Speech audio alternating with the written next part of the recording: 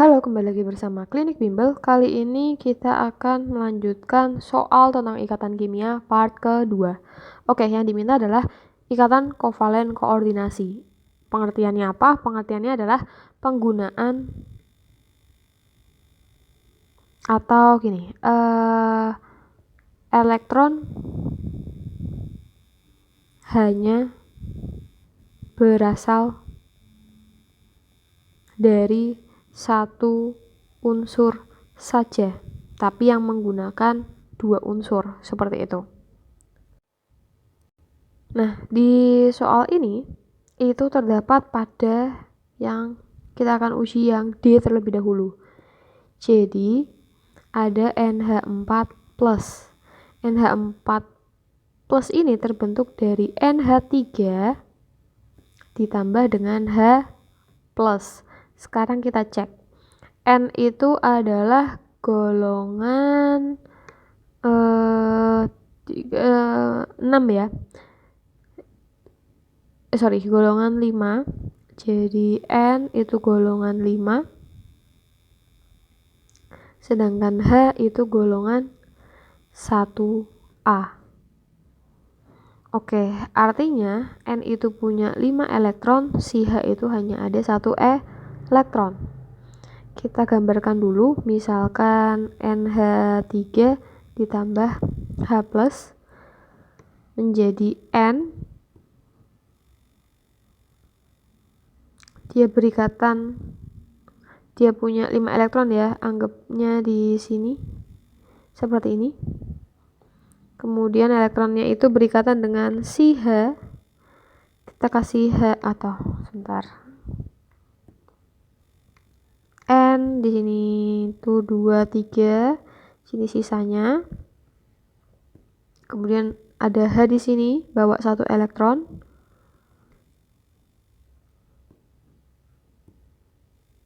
Seperti ini. Kemudian ditambah dengan H+. H+ itu artinya H itu kan bawa 1 elektron, tetapi karena plus berarti dia melepas 1 elektron, berarti hilang ya, sehingga yang terbentuk adalah ini dilepas 1 elektron, sehingga yang terbentuk adalah N.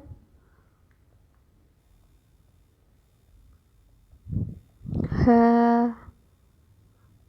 ini juga, ini masih sama. Nah, ini kan ada 2 nih, hanya nempel. Jadi, ini berasal dari N saja,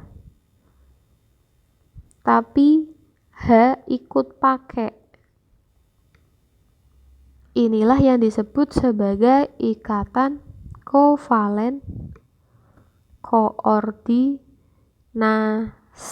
Sedangkan kalau yang lainnya, ya ini ikatan kovalen biasa. Satu nyumbang, satu lagi nyumbang juga gitu. Jadi jawaban yang paling tepat adalah yang D. Selanjutnya untuk soal nomor 7. Oke, di sini kita coba bedakan yang pertama dari segi titik didihnya dulu. Ini terlihat sekali perbedaannya, ini sangat tinggi sekali ya. Artinya zat Y itu kemungkinan besar adalah ion. Karena dalam misalkan titik didih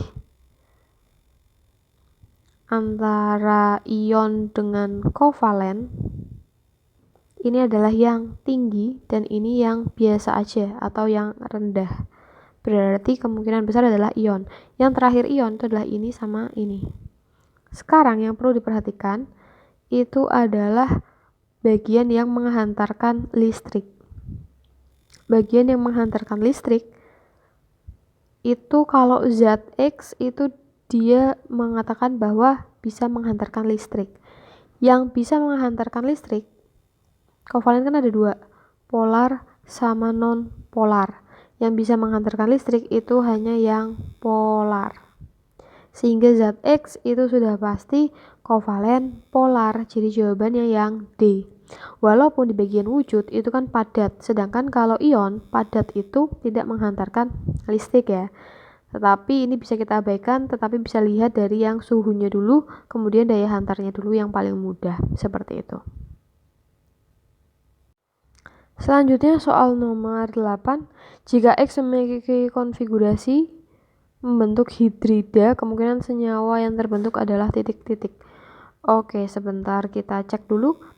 Jadi 4s1 ya. X itu elektron valensinya itu adalah 1 karena dari 3s1. Kemudian jika unsur tersebut membentuk hidrida, kemungkinan senyawa yang terbentuk adalah titik-titik. Oke, jadi kalau konfigurasi elektron valensinya adalah 1, dia kan akan cenderung untuk lepas 1 elektron, sehingga yang terbentuk adalah X plus 1 atau X plus gitu ya. Kemudian di sini ada kata-kata membentuk hidrida. Jadi ada yang namanya ion hidrida. Ion hidrida itu adalah unsur H yang mendapat 1 elektron sehingga membentuk H-. Artinya apa? Ada X plus ditambah dengan H-. Muatan mereka ini plus 1, ini min 1. Jumlahnya sudah sama. Sehingga yang terbentuk adalah XH. Jadi yang satu muatannya positif, yang satu negatif. Berarti itu adalah ciri ion. Berarti jawabannya adalah yang A. Selanjutnya kita kerjakan soal nomor 9. Kita konfigurasikan dulu ya. Jadi di sini ada 5A. 5A itu berarti 1s2, 2s2, 2p1. Kemudian 9B, 1s2, 2s2, 2p5. Kemudian 7C, 1s2, 2s2, 2p1. Sebentar, 7 ya. 4, oke, 3. Kemudian 5D berarti sama dengan yang ini. Dan E-nya 17. 17E berarti 1s2, 2s2, 2p6, 3s2, 3p5. Oke. Kemudian perhatikan pernyataan berikut. Yang ditanyakan adalah pernyataan yang ditunjukkan yang tepat ya, pernyataan yang benar. Oke, sekarang kita cek senyawa AB. Untuk yang AB itu yang A golongan berapa nih? Golongan 3. Golongan 3A. Yang B golongan 7A. Oke. Di sini golongan 3A akan cenderung untuk melepas 3 elektron, sedangkan 7A cenderung untuk menarik 1 elektron. Maka akan membentuk AB3. Karena jadi gini. Tadi golongan A itu cenderung melepas 3 elektron, berarti A3+. Kemudian si B itu cenderung menarik elektron menjadi B-. Ketika ada 3+ ditambah B- membentuk ikatan, B-nya kan harus kita kali 3 biar muatannya sama menjadi AB3. Berarti dia akan membentuk senyawa ion, sehingga yang nomor 1 itu salah. Kemudian kita cek dulu yang EB.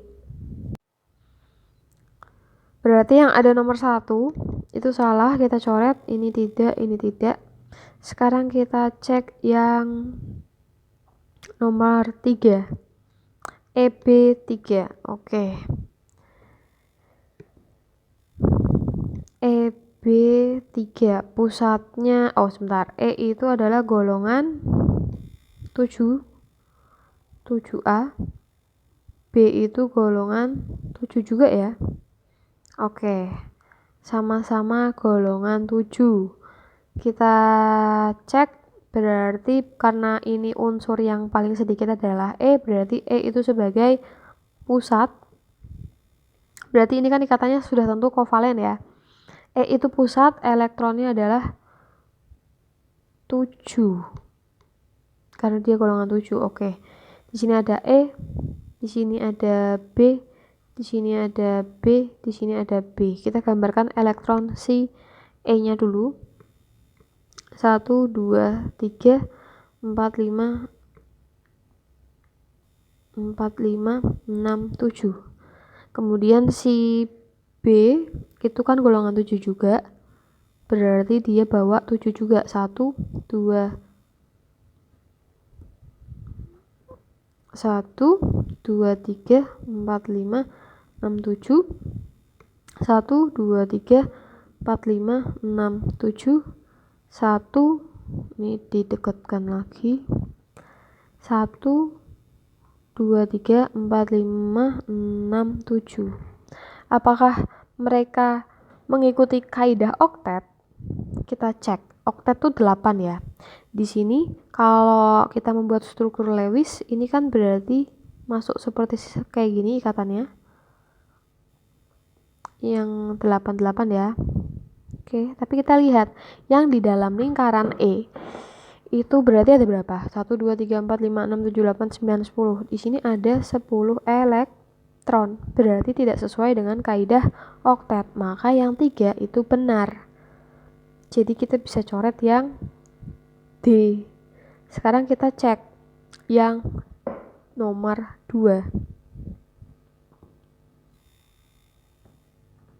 Yang nomor 2 itu adalah DB3. D-nya adalah golongan 3A. B-nya adalah golongan 7A. Tadi EB sama AB3 kan sama ya. Tapi ini soalnya kan D-nya ini 5, A-nya juga 5. Berarti tadi AB itu adalah ikatannya ion. Nah, apakah ikatan ion itu tidak dapat larut dalam air? Kita cek tadi sifatnya di nomor sebelumnya. Ion, apakah ion tidak larut dalam air? Umumnya larut. Ya. Di sini ada kata-kata umumnya larut. Artinya yang nomor 2 itu kemungkinan akan salah. Kita cek dulu, kita buktikan untuk yang nomor 4. Di sini ada nomor 4 itu adalah CB3. C itu golongan 5A. B itu golongan berapa tadi? B itu golongan 7A. Oke, di sini berarti non-logam sama non-logam pusatnya adalah C. Jadi C itu punya 5 elektron. Sedangkan B itu punya 1 muatan karena menarik dan ada 3, berarti 3 elektron. Kemudian kita cek, kita kurangi, hasilnya adalah 2 elektron. 2 elektron dibagi 2, itu adalah 1. Jadi dia punya PEB. Artinya, dia adalah kovalen polar. Kalau dia kovalen polar, apakah lelehannya bisa menghantarkan arus listrik? Sebentar, kita cek. Kovalen, lelehannya tidak bisa. Oke, kalau dari sifat yang lain sebentar. Lelehan itu tidak menghantarkan. larutan hanya senyawa polar. Oke, ternyata ini ada kesalahan, harusnya nggak sama ya. Kita ulangi aja biar tidak bingung. Jadi kesalahannya tuh di bagian konfigurasi dari awal. Ini harusnya nggak sama ya. Ini tuh harusnya D-nya adalah 15. Kita coba konfigurasikan. Yang pertama dari yang 5A ini nggak sama ya. Berarti seperti ini adalah golongan 3A. Kalau yang ini berarti golongan 7A. Ini disamakan saja penulisannya, 3A, 7A. Kemudian C itu berarti 4, 5, 6, 7. Oke, golongan 5A. Kemudian yang E golongan 7A. Lalu yang 15D tadi belum karena salah angka. 1S2, 2S2, 2P6, 3S2, 3P3. Berarti dia golongan 5A. Oke, sementara itu kemudian setelah itu kita cek dari mulai yang pertama ada AB3. AB3 apakah dia kovalen? Jadi A itu golongan 3A dan B adalah golongan 7A. Oke, golongan 3A itu kalau ketemunya Al, kemudian balga intel ya, Ga itu masuk ke logam. Tetapi di sini dengan nomor atom 5 itu adalah boron. Boron itu adalah pengecualian kalau dia itu non logam. Berarti ini non logam sama non logam. Sehingga yang terbentuk adalah kovalen. Berarti yang ada nomor satunya itu benar. Berarti kita bisa coret ini. Kemudian selanjutnya kita cek apakah yang nomor 2 atau yang nomor 3.